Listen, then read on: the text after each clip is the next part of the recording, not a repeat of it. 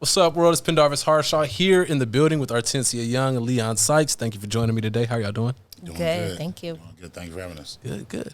We are here on the podcast, a podcast for pops from Dads Evoking Change, which is a nonprofit to help fathers navigate the legal system when it comes to parenthood.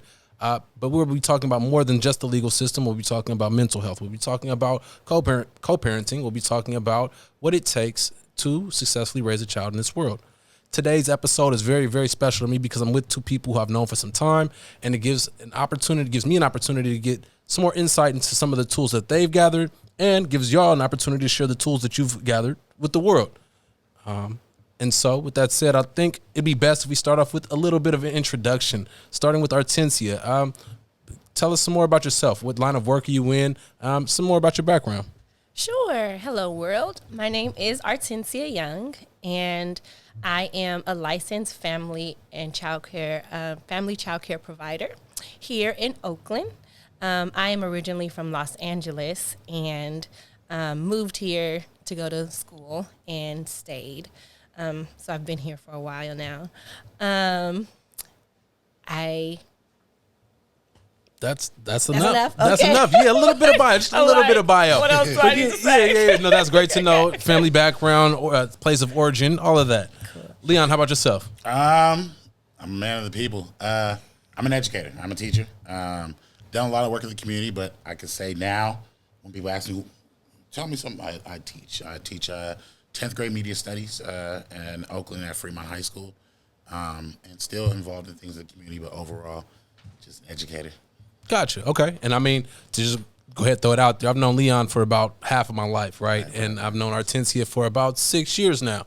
And I've seen you both grow from afar and got some understanding of your relationship. I understand that you have a child, 5 years old, Leon the third. And I wanted to just start this conversation off with just laying it out there to be clear. Where are you two at right now? And I know it's a broad question. But I wanted to start it with Artencia. Leon and I, Daddy Leon, we got that name from my child care because we had to distinguish the two of them. Right. So this is Daddy Leon, so I'll probably be calling him that a lot. But Daddy Leon and I, we are the parents of Leon, and I feel like we are great friends, and we are great co-parenters. And, yeah, I think that's what I would say. Yeah. I'm curious to hear what you go. Yeah, all right. Let's go ahead. Throw the alley-oop. Leon, how would you answer that? I would say the same. Co-parents, great friends, and I would also add she's been like a huge champion for me. You know what I'm saying? So I would add that part in as well. Got you. Champion of each other? I think just I mean, as a father and just my development as a man, you know what I'm saying? When we started dating and before the creation of the child, right? I was in a different place. So just helping me just evolve more as a man and a father. I wanted to lean into that specific aspect of it. Artencia, from your perspective, how have you seen Leon grow? Oh, that's a very good question. This recorded, right? Okay, just want to make sure. Go ahead. That question was on purpose. Right. For the record. Leon has evolved so much, actually. He has, I think, grown to understand himself a little bit more, which has then, in return, help him to be a better father. And like all of it, like faults, failures, high places, low places, acknowledging things that are not so good. And I think him being able to do that has helped him. It has helped him grow, just not as a parent, but as an educator, as a brother, as a friend, like in all aspects of his life, him understanding himself more, and especially the negative things that people don't usually want to touch too much. Mm-hmm. Those things have helped him to grow. So, was there a specific point or time, instance where you said like, "Oh, I see it"? I don't know if he wants to share, but I'm moving my water bottle. He started going to therapy, and so I won't take credit for it. But his therapist, I think, whatever was going on and that therapist helped to challenge him in certain aspects, to either do things or be things. Again, I don't know what took place in there, but whatever it was, those things helped to challenge him to do things different and see things differently and acknowledge some things that maybe he didn't want to acknowledge or see prior to going in there. And so though that helped him out. Gotcha. Leon, do you feel different? Yeah. I used to talk about how I was always the same person I was in high school. I'm the same guy. And within the last 2-3 years, I realized I'm not that same person, and it's for the best. It's for the better. I've definitely grown. I'm not even the same person I was 5 years ago. I definitely have some characteristics and whatnot, but overall, the growth, especially because of my son being here and me having to change just ideologies all around. I don't think I would be teaching. I don't think I'd be in the same position if he wasn't here. And also, absolutely, therapy was expensive, and it was something that I needed, and I can't wait to get back in. But yes, so to answer your question in short, yes, I do see changes. Were there any specific tools that therapy gave you that you walked away with feeling like, ooh, I'm glad I have that under my tool belt now?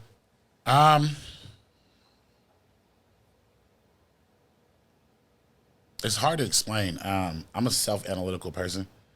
She could probably tell you, we'll have a conversation, and maybe 3 days later, the beginning of the conversation, I'm like, forget that. Whatever you're talking about, I'm not hearing it. And then 3 days later, I come back and I've been thinking about this, I've been processing this. I want to just kind of I see it from your side. So therapy allowed me a place to have that conversation, and to analyze more and to see something from another side. She's a quiet Capricorn, right? So she don't really say, if there's something that may be bothering her, she may not say it. So I'm cool.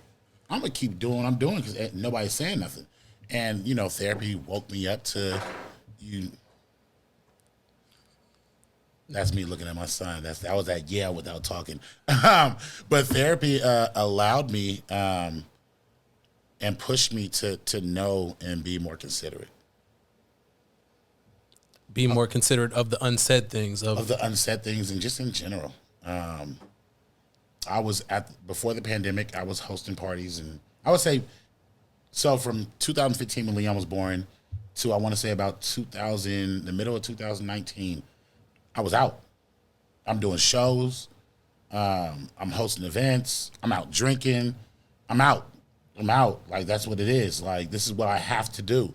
I have to stay relevant. And some life changes in professional worlds and things of that nature, as well as us breaking up and me starting therapy, started seeing where I could be adding more value to lives of my child and, my co-parent. And so that's what therapy allowed, and that's what therapy helped me understand. I want to get into the inverse side of things and seeing your growth as well, but I want to follow up with you specifically on that.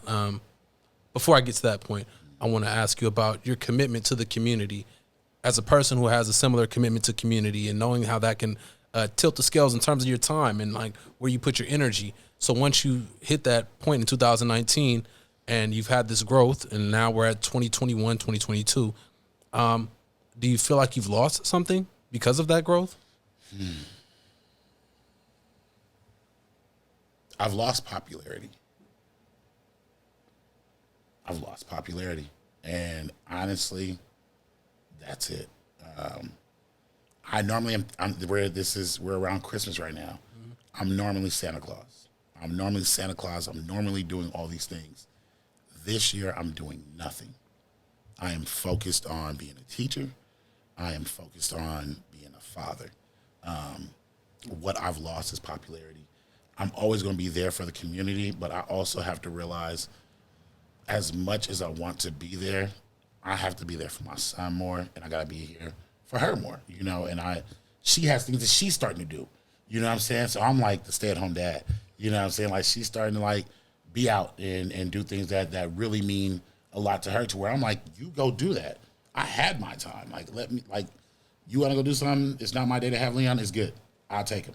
You know, before I used to be like, damn, that's crazy. You know what I'm saying? Like, oh, he's going to go with you? Cool. You know what I'm saying? Because it wasn't no problem. But I've had to be more considerate. And popular, I'm not as popping as I used to be. I'm more Leon than I am D-Nas, which is my stage name. You know what I'm saying? I'm more Leon. And losing popularity is not as bad as I thought. Bingo.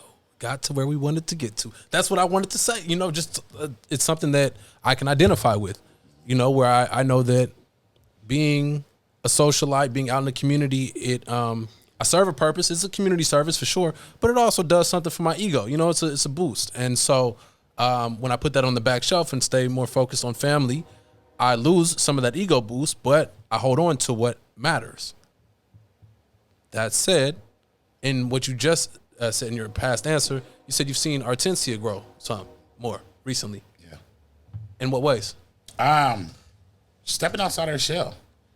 You know, she's I was actually surprised that she agreed to do this.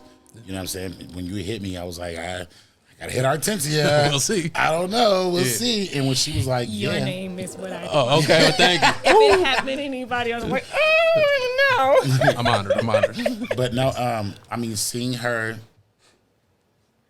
she's been very work. And that also has included Leon up until this year. Him going into kindergarten has also allowed her to have a little bit more free time. But I've seen her work. And I know there are some things that she has loved. And I've always kind of like would mention it. Like, yeah, I think you should do this. But she had to move at her own. Is it accord? You know, I That's the to word. school, but I ain't got no degree. But I had to see her march to her own beat. And so seeing her now singing with a group, it's dope.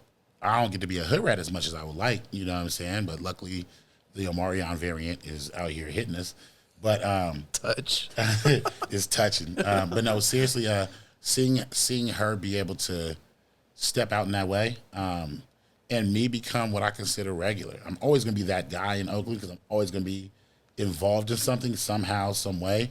But seeing her like doing all these events, you know, or being at a rehearsal, or her just doing things outside of just being mom or teacher, it's dope. It's honestly dope. Even like as a friend, it's dope. Not even just as a co-parent, but as a friend. Like, I know there's some things you really love. So seeing her step outside of her shell and really be more of a voice, whether it's vocally or physically or, you know, metaphorically. Artencia, how does the growth feel? Oh, it feels good. I think, yeah, he's been extremely helpful in that too, because I am a homebody, and so I would say I'm an introvert first. I know how to be out, but if I have to pick, I'm going to be at home.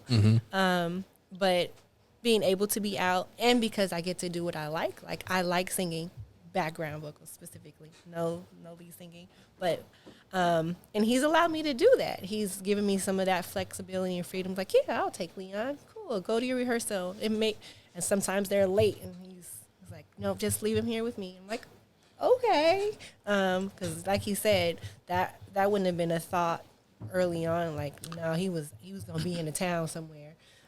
So I would have to put that on the back, but it's been good. It's nice to have another outlet.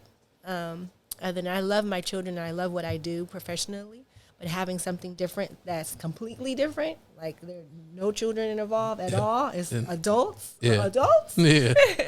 And so it's fun. And so I get to actually now have a work-life balance, and before that was not the case. Yeah, I want to backtrack something that you were asking.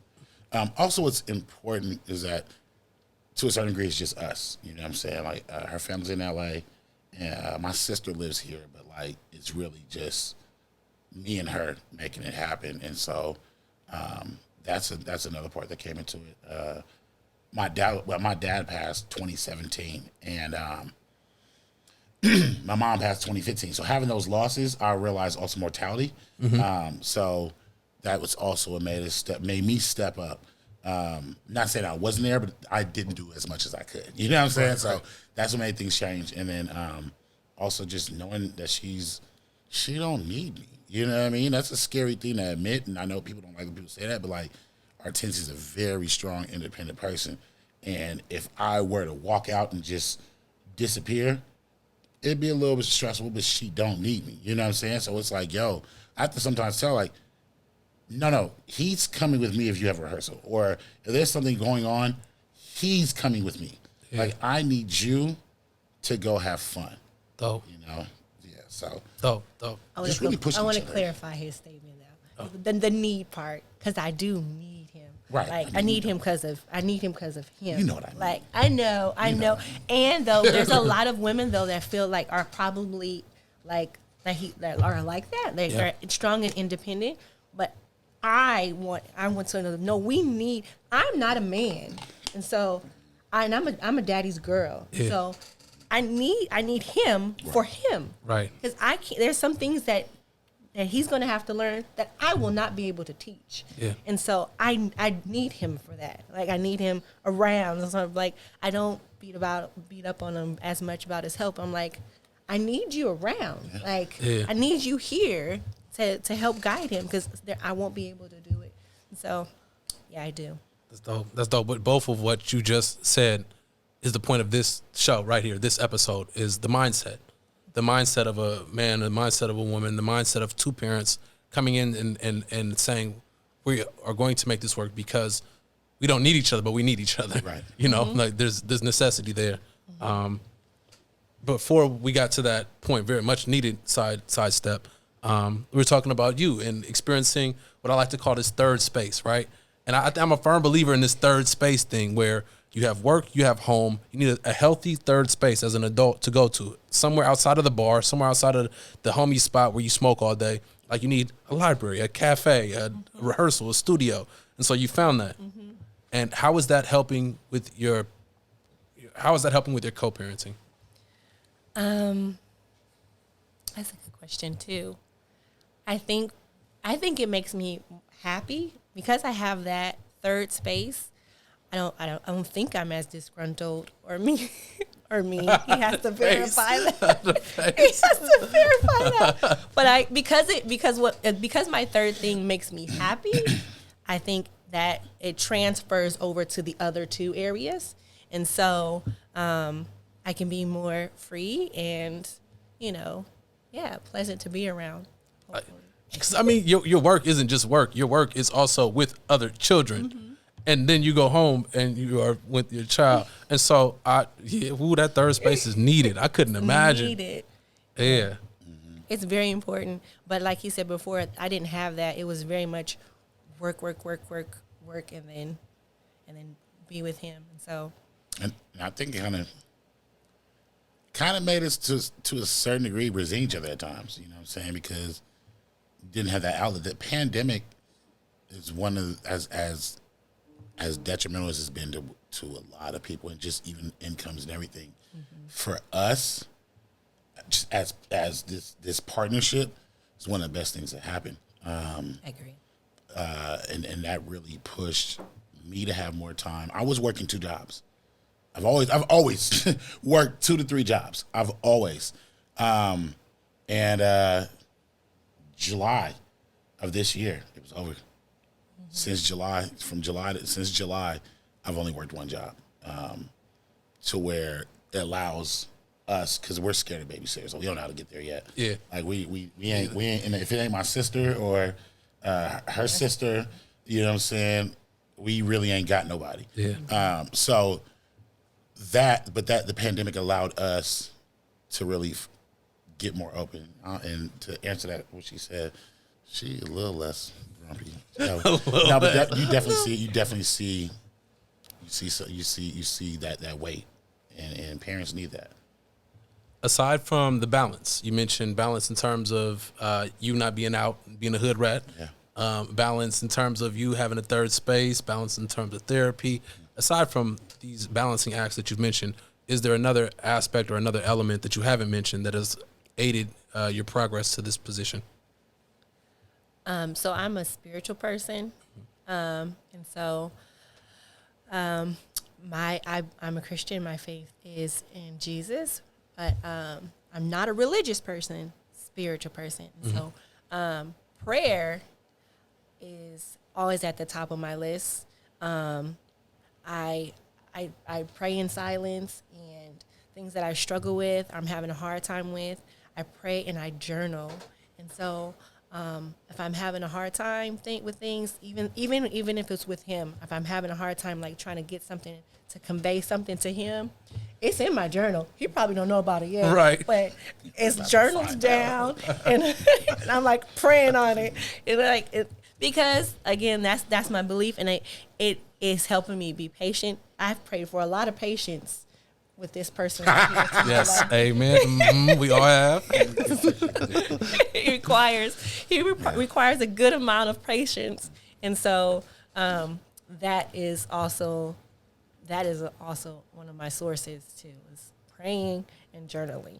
So, Can you repeat that question one more time? The question is, so we had hit on a couple of different areas of resources, of things that you had put under your tool belt to allow you both to get to this position. And I'm wondering if there was anything else out there that we hadn't mentioned thus far. Sorry, for people that are watching, I'm sorry, y'all gonna be seeing different looks. My son is doing certain things. We got recording going on, so you might see my eye twitching. That's me again, silently telling him I need him to be. He's being an adorable 5-year-old, y'all. Don't worry about it. I think I would say video games have been an outlet. Video games. Tell me more. It's really fellowship. It's fellowship.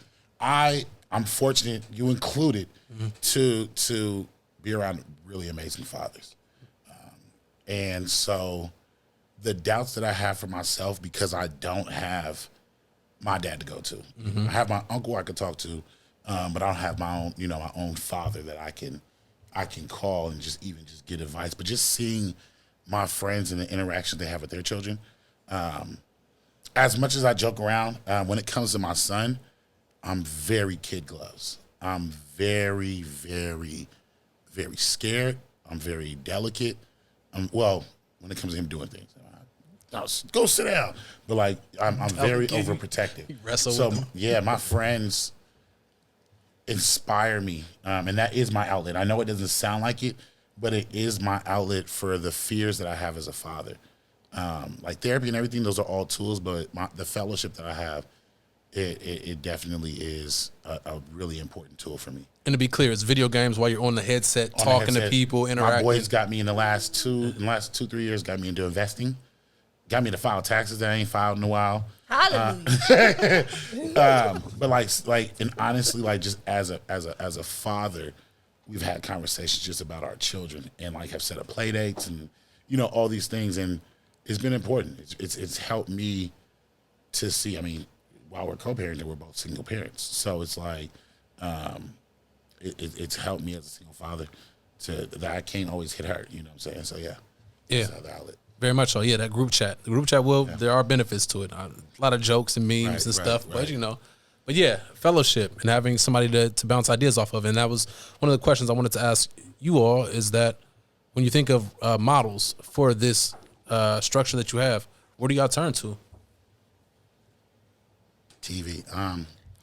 I don't know. Well, that's somewhat true, because at first, the show This Is Us, that's how I had to communicate to him. I was like, I need you to watch this episode because this is you. This character here is you, and this character here is me. And for whatever reason, he understood it. I took it to therapy. He took it. He understood it in that manner. And that's the purpose of theater, is to show representations of yourself. And so okay. And that was us as parents, but also as engaged couples. At the time, we were engaged, and it was us figuring out.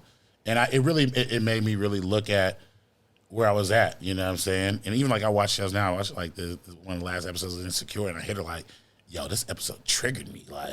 There's some things that I kind of identified with. So I would say television kind of did. For both of us, I would agree.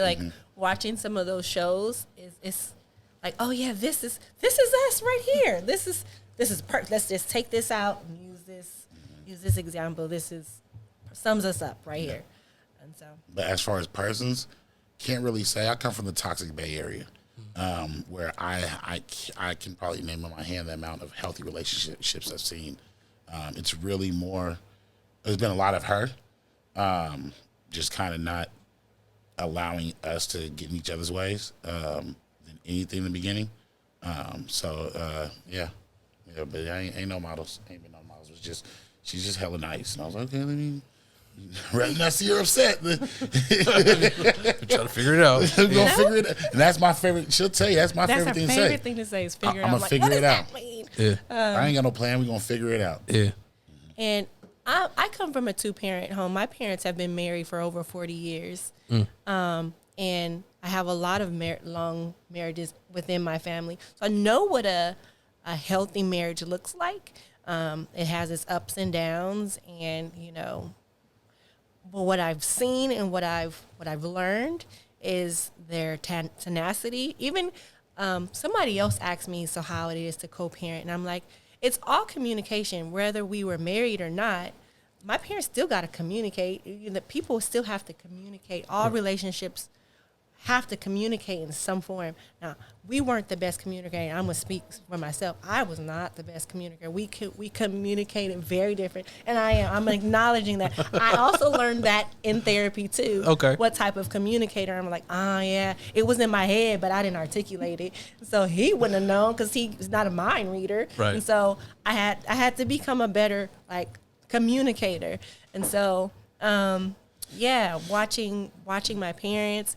If I need advice, I will ask them. My godparents have been married for a while. I have aunts and uncles that have been married for a while. And so if I need something or need some advice from, I tend to go to my parents, specifically depending on what it is, go my mom or my dad, because they're both. And my dad is also a marriage and family therapist himself. Oh, what? She got cheat code. Right, straight cheat code. You got straight to the source. You know the plug. Yeah, and he's an advocate of fathers too, and so that's why I'm an advocate of fathers too. There's no way that their relationship will ever be not in good standing because of me. That's just that I'm never going to be that individual. Yeah. So, yeah. And she doesn't respond well to cussing or yelling. Or yelling. And I'm not a yeller. I am a projector. However, with her, I had to learn how to communicate. I had to learn, like I said, I'm from the land where we love to argue. I love a good debate. Yeah. I love a great argument. I used to love real toxic stuff. And learning to deal with somebody who doesn't respond to any of that, make sure to really look at the different approaches to go about it and the different ways to communicate. It's not always great. You know what I'm saying? Some days that we both might not want to deal with each other and kind of be like, bro, you getting on my nerves. Like, without saying that, you know what I'm saying? Saying you get on my nerves. Okay, well, I'll talk to you a little later. I got to go, so. Yeah. Before it gets bad. Yeah. So that definitely helps too, though, is knowing that she's going to shut down and is going to make it worse if I come in there filth and flarning, hitting her with the flim flam, then just being like, you know what, my feelings are hurt. And I'm going to say you got me effed up, but I'm not going to say you got me effed up, but you got me effed up. Is there any way to have known this without hitting your head? Like, a lot of this sounds like it's experience. Is there any way that y'all could have known this 5 years ago? Kind of move fast. No, I feel like the time helped us to get there, and it did move fast. Things happened rather quickly, so there was no time to get there. But I feel like this is kind of like, at least in my head, I'm equating it to like when someone's pregnant. There's some things that people tell you about when you're pregnant and having child, but then there's a whole another set that no one really tells you about. You're just gonna have to live through it. Yeah, you're just gonna have to learn. It's like, and then afterward, when you do tell somebody, oh yeah, that is what happened. Well, why you didn't tell me that this is what this was gonna be? And so, yeah, I feel like this is that piece. Like, no one really said that this X, Y, and Z was gonna happen. So we had to just go through it, and then when we talk about it, I'm like, oh yeah, that does happen. So, yeah. And Pen, I like to touch the fire. I got to burn my hand. I don't. It doesn't matter what it is. You'll tell me. You'll give me all the advice in the world. I got to touch the fire. We move fast. And I mean, in retrospect, definitely taking that time to get to know certain areas. But technically it wouldn't change how it is. I'll change a few things. But, I wouldn't have touched that many fires. Right. But no, but I don't think we would have got here without it. I mean, guys, we both, at 30 years old, I was just becoming a man. You know what I'm saying? Like, the loss of my mother, I was living at home. So, like, all these things, I was learning everything at 30. And so, we were, and again, in relationships, not just necessarily romantic, in friendships and partnerships, I don't think either one of us were equipped at that time. So I don't think there was anything, even if we were like still together now, we still would have had to go through these same things. It probably just would have been more headaches and having to look at each other more often than not. I agree. I asked the question about examples that you turn to. I'm wondering now, what example are you two setting for Leon? Ooh, that's a good question. I'm the fun parent. No, Just let me get that out the way real quick. He is, though. I had to. That's a very good question. It is, and we're still thinking about it. But I want to say that we are showing him what a 2-parent household looks like, even if it's not necessarily connected. But we do a lot of things together still. You know what I'm saying? Like, we do the Christmas parties, or we go see family, or when our family's in town, like, okay, what were you doing? Let me know. Like, you know what I'm saying? I talk to, her dad, whenever he's with me, dad calls my phone. You know what I'm saying? So it's, like, he'll say, like, I want to go to my mommy house, I want to go to my daddy house, but he doesn't really say, I want to go to daddy house. But he said, I want to go to mommy house. But he doesn't, we don't really have that separation in that sense. So he gets to see that unit. So that's the first thing. Yeah, I would agree to that too. I hope for him that we're being an example too is that he sees us, and even though we're not in the same household, that we can still talk and positively talk to each other and still do things that he can feel comfortable talking to either one of us, that he can be himself, and regardless of how he's defining that, but mostly what you, Leon, covered most of it. He is the fun parent, and I am time. You're the disciplinarian. Well, I am. You would think he would be. I'm a cookie fresh out the oven, baby. but I'm he's soft. Come on, man. Totally not. I am Gonna soft. huff and puff, but really, Yeah, he's not gonna blow no house down. right? Exactly. I mean, I'm learning. So my son's my karma. He is me, and it irritates me. Like, it gets to the core of me, and so I'm learning patience with myself. I'm learning my younger self. I whine as an adult. I'm a brat. She can tell you. I am a brat. I want it my way. I'm actually better at that now. He's still working on it. Okay, all right. But can I get some roses? Like a little bit? Okay. All right. You're rose. making some progress. Okay. That's all I need. No, I'm climbing up the hill. But he's learning that dad loves you no matter what. We're working on learning to tell me the truth, or tell us the truth. We might be upset with you, when you tell us the truth, but I'd rather you tell me the truth than a lie. So I want him to know that we're always going to be there, and that we're going to take. And it's not a knock for me. It's not a knock against where I come from, but I want him more set up than I was, and so that's the conversations I have with him, and also that Steph Curry's better than LeBron. And that's the example that he's going to He took up the headphones. He took up the headphones. Like, what'd you say about LeBron? Right. It doesn't come up. But that's the examples. It's just these two amazing, loving parents, making it work, even if they're not together, for the love of you, no matter how much you remind him of yourself. And gentle parenting is hard. It's hard. It is. It's hard. It's hard because I can't say how he was raised, but it's different than how I was raised. Pass around like a blunt. And so it's a task. I think it's easier for me because I do work with younger kids, and I can't do to those kids what my parents did to me. So I have to find different methods and different ways to still get things done. And so I try to do the same thing. He's getting better at that. Gentle parenting. How would you define that? So I would define it as more talking to. I feel like when I was raised, it was more do as I say. Okay, gotcha. Yeah. So I told you why, and like, why did you better not fix your mouth to say why or anything. Don't back. ask the questions. Yeah, you better do what I asked you to do.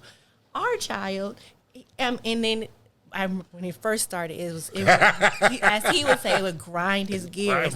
And I would have to explain, if he's asking why, it's actually out of a genuine curiosity, not to out of rebellion or pushback. He really wants to know. Whereas when we was raised, why? Because I said so. Yeah, and so, and it's a lot more talking through things and a lot less physical. And she helped me with that because that why. And now it's out of rebellion. Now he wise me out of rebellion. Now it's like I talk to my like he's a young, like a teenager sometimes. So he's like, "Why? You tell me, bruh. You tell me." And he'll have the answers. I'm like, stop doing that. And here's the thing where he does actually. So so it's definitely. But no, she helped me understand that. Have the conversation because when I was younger, before I even had kids, when I was like 25, it's like, oh yeah, my kid breathes, they getting whoopings, And so when he was born, not only did I see the greatest love of my life, but I also saw, and as I got more information, I saw the traumas that we were given with, and it wasn't done because our parents didn't like us, but they didn't have the information. Yeah. And we have that now. Mm-hmm. So when we think of gentle parenting, we're also looking at how do we help them communicate more? You know what I mean? I get frustrated. However, my frustration also has turned to apologies. I show him accountability. I want him to know that I'm not always going to be right. And that I need to apologize. So those are the examples of really showing him that the adult isn't always right and that sometimes they can be wrong. And also we are learning from them as much as they're learning from us. I learn from him every day. Like he is one of my greatest teachers. So what I gather is that I see constant growth from your last answer to even your earlier answers about growth individually, growth as a unit. And for viewers out there, or listeners out there, what would you share to them? What tool would you share to them that has helped you all the most in terms of achieving that growth? Be it the patience or the prayer or just persistence that you've demonstrated. You haven't even said that verbatim, but you've demonstrated persistence. I'm just wondering, for the people out there taking this in, what tool or tools could you put forth as the most important thing to have? We can bounce back. I can say one, and then while you're thinking about one, you can say one. Okay, you can answer first so I can process that. Separation. Separation. Why separation? Separation of position of roles. So in other words, while this is my ex, it's still my co-parent. So separating that, what our relationship was, doesn't necessarily take over for our parenting. So whatever, we had an amicable split, but still whatever we had as partners doesn't necessarily need to be accounted for as parents. Those are different roles. Gotcha. I'm gonna say I call them at my child wellness days, that mental health piece. I feel like as a mom and as a Black mom, a lot of times we don't take time for ourselves to get in. I'm going to speak for myself. I would feel guilty taking some time for myself away from my son, and so but that space, that time is needed because it helps me to get myself together so that I can then be better for him. And so I think have, even if it's, I never understood, and I would see guys do it a lot, but now I just copied it. They would be sitting in their car for a long time. They would pull up and park and then stay in the car. Yeah. I'm like, why do they do that? I totally get it now. Yeah. I sit up, and especially if he's not in the car, and I just sit in the car and park, and that's like my me time. And I can sit and process, unload all the things, turn up my music as loud, because I'm a music person, so I'll turn it up as loud as I want, sing the song as loud and intentionally off key as I want, and get my mind and body right, and that would be helpful. Or like my sister and I, we like to go to wineries, and so having that's a day to just go to a winery to just have to myself, and then come back and then interact. So whatever your you time is, like have some you time. Have some me time. It's important to have some me time. Agreed. Therapy. Professional therapy. Professional therapy. Yeah, because I mean, we can vent to our friends. It's good to be able to vent to your friends, or but professional therapy is important. Even when things are going great, still there are things to work out. There are things to talk out. There are still things that you are able to analyze and unravel. I used to joke around that my therapist, she was the feds. I was telling her everything. I was breaking down every little small situation, and I realized how much I needed when things were going right, because I didn't have a reason to talk about the things that are going wrong. I was able to talk about why these things are going right and how I felt about it. Therapy allows you to unravel and tap into some things that you may not have realized are there. I would second the therapy. Yeah. It's important. Again, not just because I have a dad as a therapist, but because I'm not the best communicator. I'm working on that. But had I not gone to therapy and had her shine that light on how because I thought I was. And in business, I am, but in like relationships, like intimate and personal relationship, I'm not the best communicator. And so I was able to see that in therapy. Like, oh yeah, I can. Just like you get business, I can let A, Y, and Z get you straight through it. But when it comes to like articulating my thoughts to, and in general the opposite sex too, like it becomes a struggle. And so, yeah, therapy is. I am in that same thing. I'm a journalist. You would think I could talk to people. Nope. One thing we haven't said this whole time, and I think is one of the largest pieces is trust.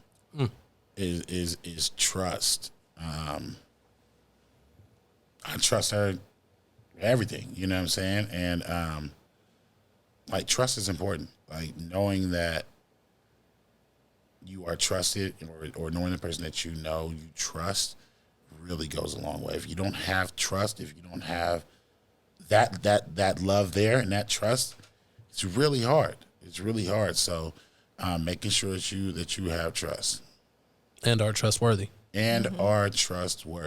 Absolutely. Yeah. Look, I'm up here projecting my own stuff into y'all insight. Like, yeah, ooh, man. No, but I think that's what I mean. Forgiveness comes in that, right? Yeah. I had to forgive myself, you know what I'm saying, for us not being together. You know what I'm saying? I had to forgive myself for the failures that I've had as a father. You know what I'm saying? Like I've had to forgive myself and then retrust myself, and also instill trust in myself to know that I can do it. I was scared in the beginning. Mom ran a child care. It's a cheat code. Yeah. So in the beginning, I was like, oh, I ain't got to do nothing until 2, and I took it literally. You know what I'm saying? Like, literally. Mom got it, and she got tired. You know what I'm saying? And it got to the point where it's like, yo, I trust you to do this, and also you going to do this because I trust myself to know that I need time. So trust is important. Trust, communication, therapy, and everything else. She said I kind of blanked out for a second. All right. I'm still working progress. God's working on me. Right, the Lord is working on me. Well, no, thank you. Thank you both for your time, for your story, for your energy. Thanks, Leon. He's back there chilling. Again, my name is Pendarvis Harshaw, here with Leon Sykes and Artencia Young. Dads Evoking Change is the name of the organization. This is a podcast for pops. Episode 1 in the books. Thank y'all both. Thank you. Thank you so much for having us. Thank you, TK and the Stay Different folks. Yes. Mel. Thank you, Mel. That's what I was wondering. Thank you, Mel. Mel behind the boards holding it down. Thank you. All right. Have a good one.